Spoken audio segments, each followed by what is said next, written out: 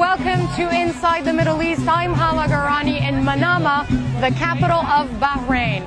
Well, it's a relatively cool and windy spring night in this Gulf country. Temperatures can certainly get a lot hotter than this.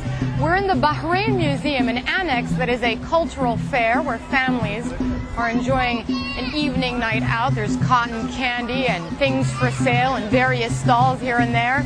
Now, if Bahrain is known for one thing around the world, it's that it is a very rich country. In fact, per capita GDP is one of the highest in the world, thanks in large part to the oil boom. But some people in Bahrain complain that there is a large portion of the population here that has not benefited from economic growth. A large portion of the population, they say, is hidden and not talked about. And that is the topic of our first story on Inside the Middle East. Take a look. The story for this edition of Inside the Middle East was supposed to be about poverty in the Persian Gulf.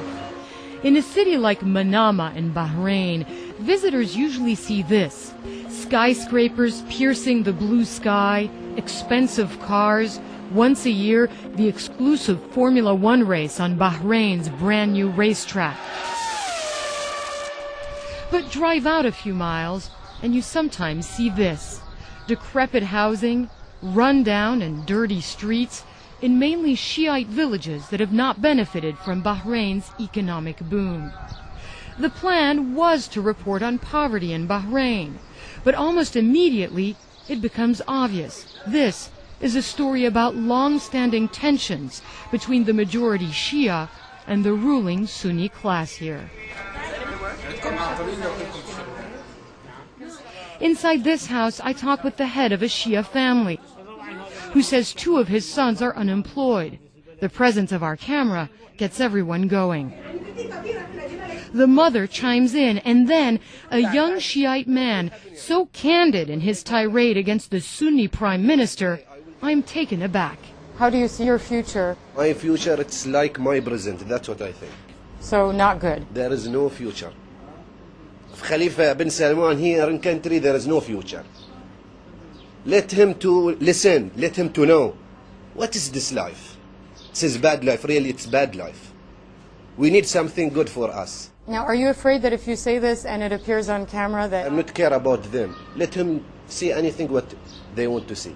If I have something want to do, I will do. I'm not afraid about it. Is it okay if we use this on TV? Yeah, of course you can put it in Bahrain channel also, no problem. Bahrain has been ruled by a Sunni monarchy for more than 200 years, first as a British protectorate, and since 1971 as an independent Gulf state. But these Shiites say the story is not about poverty, but about systematic discrimination against them. Hanging on the walls of this house, pictures not of Bahrain's king, but of Hezbollah leader Hassan Nasrallah. And he showed the receipt. Nabil Rajab is one of the heads of the Bahrain Center for Human Rights. His office was closed by the government in 2004. He says he was beaten and harassed. Rajab is Shiite, like up to 3/4 of the people in Bahrain. But the Shia discrimination against the Shias in all, it's not only in government now, it started that happening on the companies owned by the government. I think that goes back to they want to make sure that the Shia stays in that very low. They don't want them to be economically empowered. As always, our royal family and our government have fears that those Shia could take over the government one day. So I visit government officials in Bahrain. The housing minister Fahmi Ben Ali Al Jawder says those who complain of discrimination are ignoring official efforts to alleviate poverty across sectarian lines. Look at how much the government have done in the country in terms of housing from the period 1975 until 2001. It developed around 44,500 units. In the period from 2002 until 2006, the government developed and provided service to another 14,000 families. So this is almost everyone in Bahrain. So if you come and say, well, the government didn't do much, I think it is unfair. Bin Ali Al Jawder says that tens of thousands of housing units are being built for the poor right now, and that the government must encourage people to work rather than rely on financial assistance.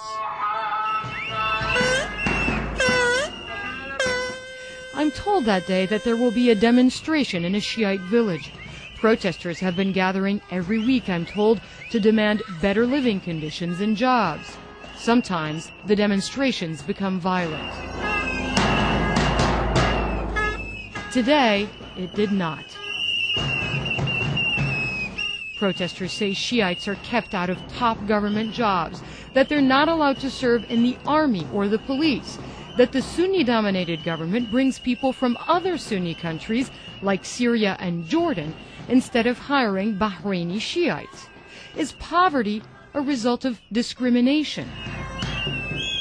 I asked the Minister of Social Affairs about accusations the government does not employ its own citizens. At the end, businessmen, when they come, they say, okay, we try to employ Bahrainis, but they do not stay. They don't like those jobs. They don't want hard-working jobs.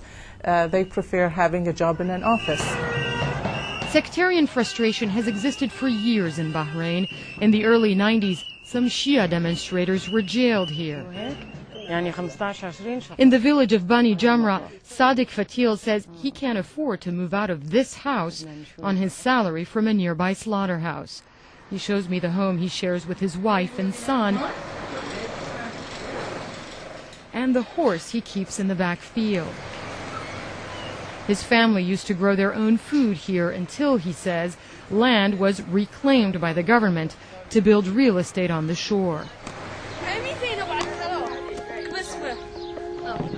On the way back to the hotel, we stop at a sports field in the village, shooting hoops with local kids on a broken basketball goal.